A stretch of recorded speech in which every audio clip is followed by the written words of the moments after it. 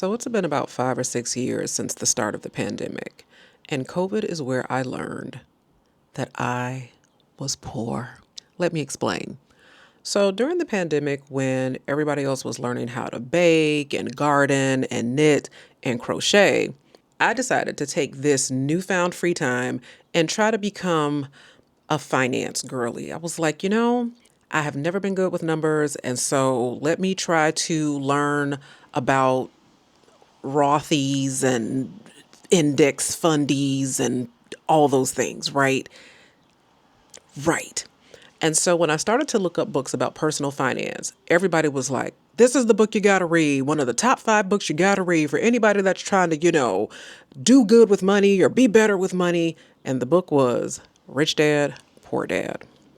And so on one of my walks, because, social distancing. So while I'm walking through the woods on my little walking trail, I'm listening to this story and I was like, I'm the poor dad. This book is about me. I am the poor dad, because the essential premise of the book is that poor people work for money and rich people have money that works for them. And I was working for money. And I was like, wow, dang, okay, ouch.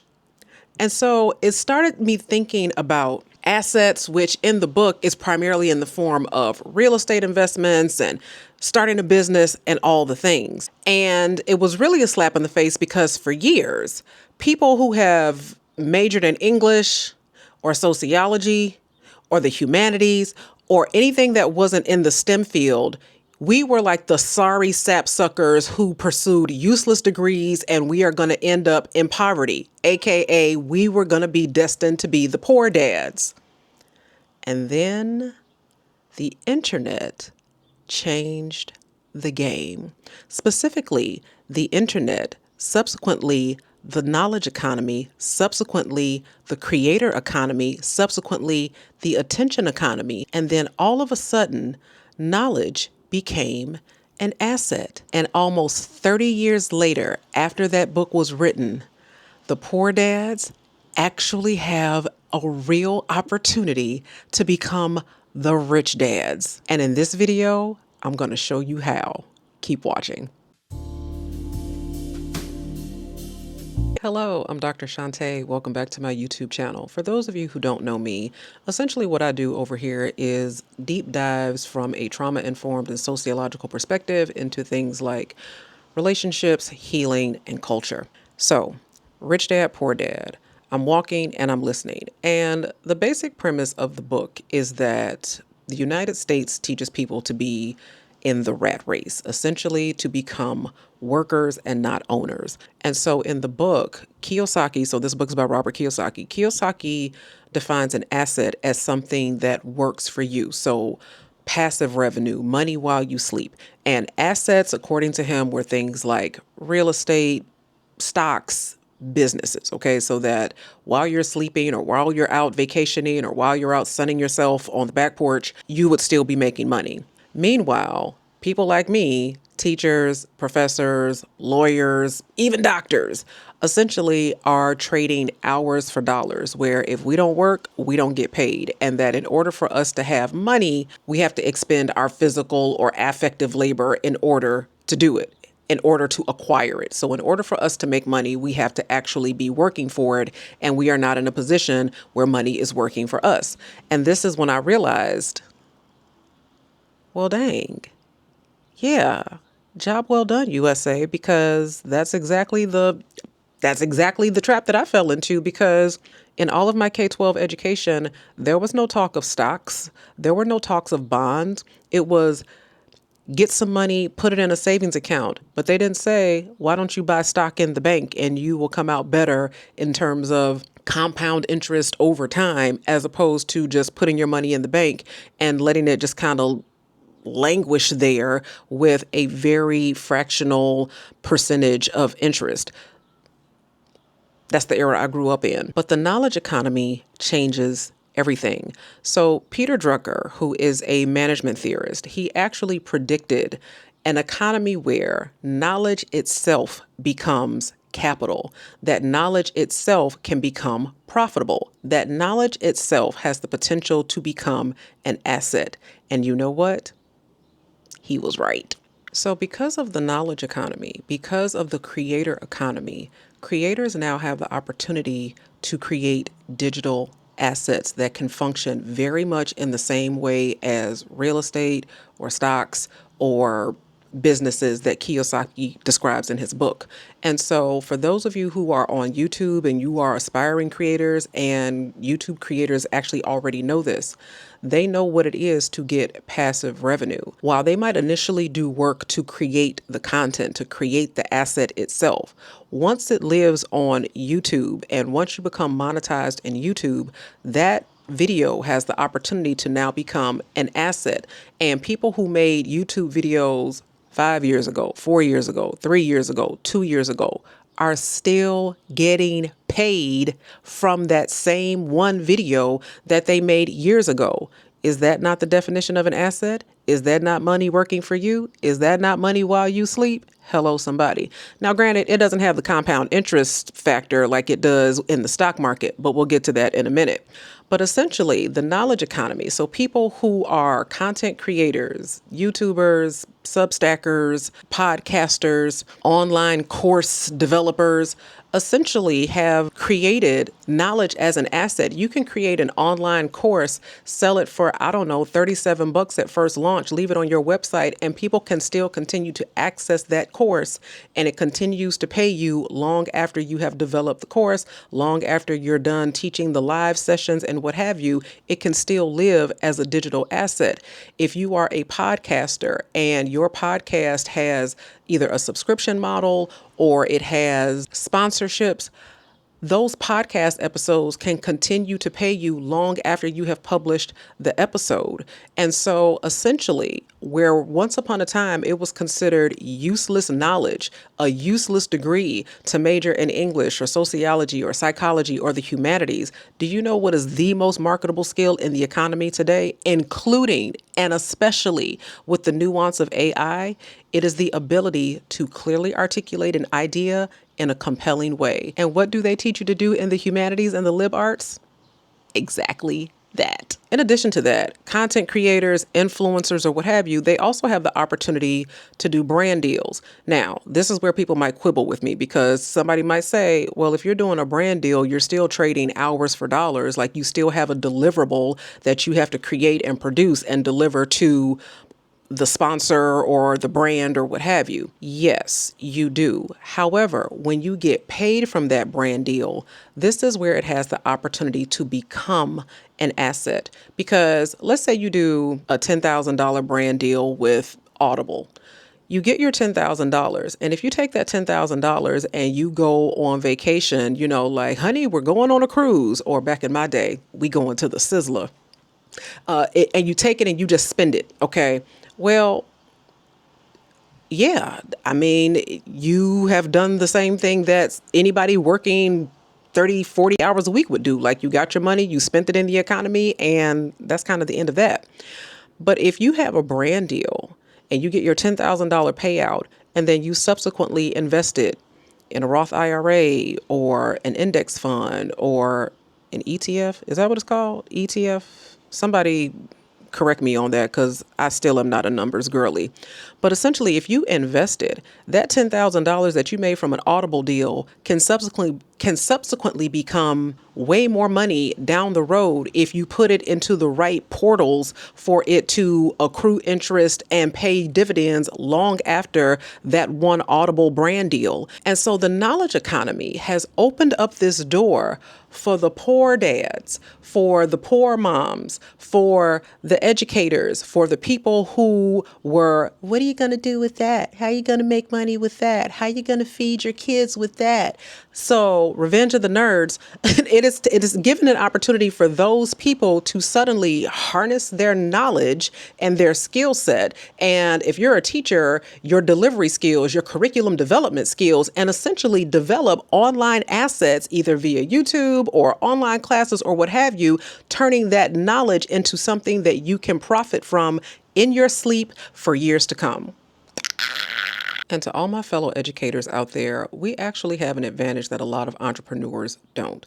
So, entrepreneurs spend years trying to cultivate trust, that know, like, and trust factor, whereas educators, we kind of already have it. We have credibility in many aspects. We have established authority. We have subject matter expertise, wisdom, trust. We know how to get in front of a room. We know how to deliver material. And I will say this, I will happily live on this hill. There's a difference between teaching and helping people learn. Okay, I say this at my college all the time. There's a difference between teaching and helping students learn because anybody can go into a classroom with a PowerPoint deck and slide one, slide two, slide three, slide four. I mean, I guess that's teaching, quote unquote. But just because you're up there dispensing knowledge doesn't mean that people are actually learning, that they're actually getting it, that you're engaging them, that you're asking questions, that you are making it meaningful or accessible, or taking things that are complex and making it palatable and accessible for them to actually understand and connect to. That is helping people learn. That is helping students learn. And so educators, we tend to have an advantage in that regard because if you're doing your job well and you actually are a good educator, you have been doing this for years. You have been trained for this. This is what we have been waiting for. And in case you were not aware, education is not something you get into for the money. Trust me on that. Okay. Like, I have been at my college for almost 20 years. And just for kicks and giggles, I went back and looked at my very first paycheck when I started working at the college. I gagged. I was like, what? How was I supporting myself on this? How was I supporting a child on this? How was I paying my mortgage with this? Like, what? Yeah, it was it wasn't anything to write home about. And so I completely understand Kiyosaki's premise that if you go into one of those professions, it is a labor of love. You are not going to get rich or build wealth from the classroom. But once knowledge transcended the classroom, once knowledge became a tangible, sellable asset that can pay you years after it is delivered. I mean, because essentially that's what books are, right? There are new opportunities for people who were once relegated to very low wages, too much work, not enough compensation, trying to help and inspire the bright young minds of tomorrow. Now there are new opportunities for us to package those very skill sets into things that will pay us beyond the pension. And that's if you even have one.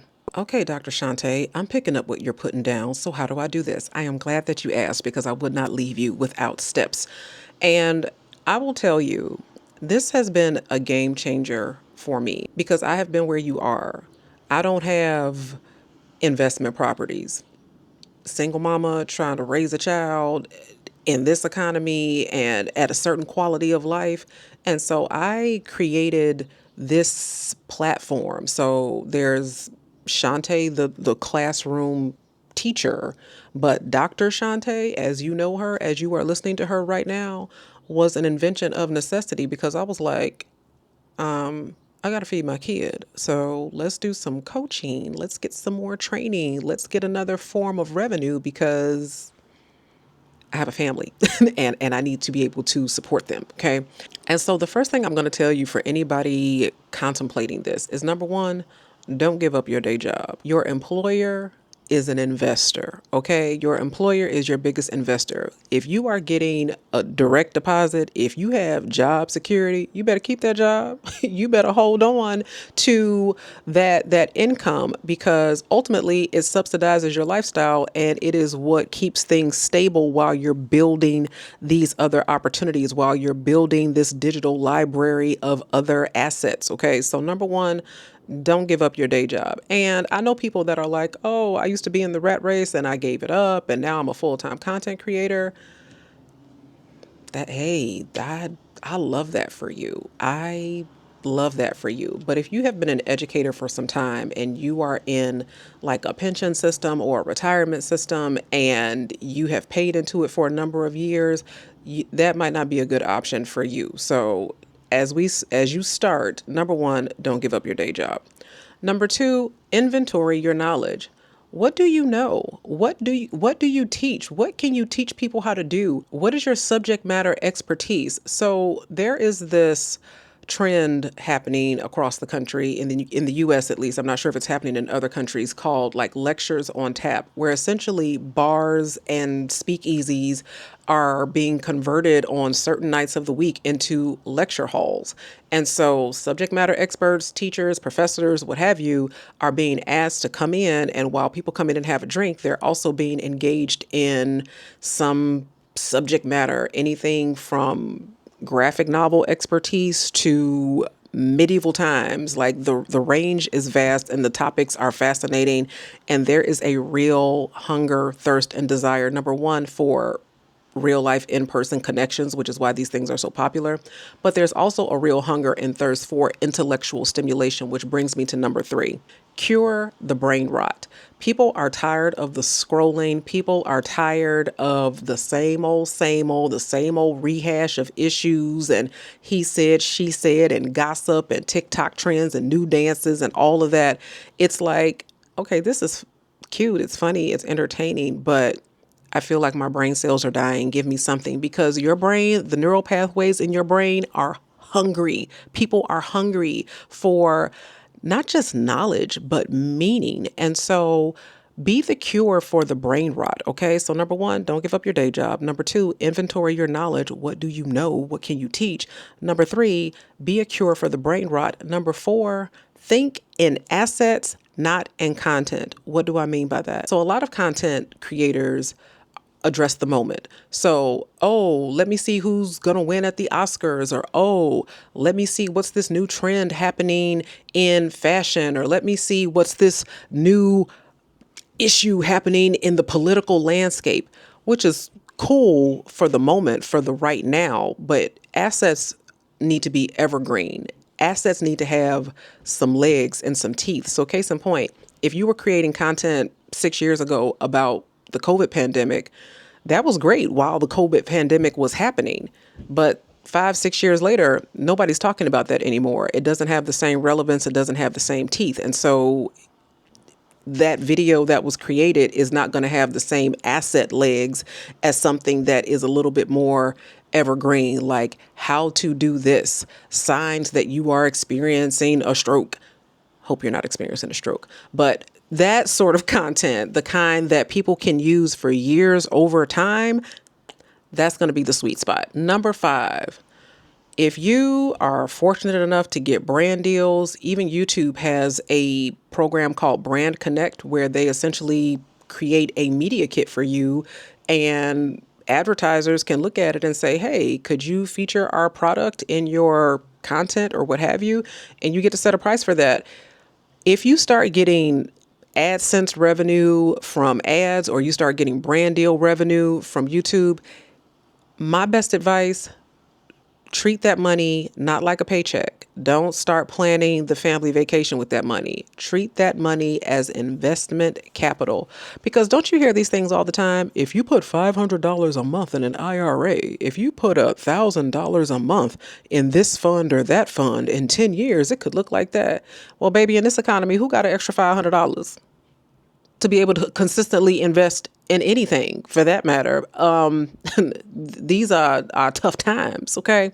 So it sounds good if you have an extra $500. It sounds good if you have $1,000, but most of the time you don't. And so if you are fortunate enough to get some sort of brand deal or start monetizing on platforms like YouTube, and that money is not yet a part of your regular scheme of bills and what have you, that money should absolutely be used as investment capital. And in that way, that money, that brand deal, becomes yet another asset growing opportunity for you to make money on that deal years after the ink has dried on the contract, years after you've delivered that content to the advertiser. And last but not least, protect your IP, because I recently posted a video about the creator economy and how it's changing our morality and our ethics. So if you haven't watched that, make sure you go and check that out.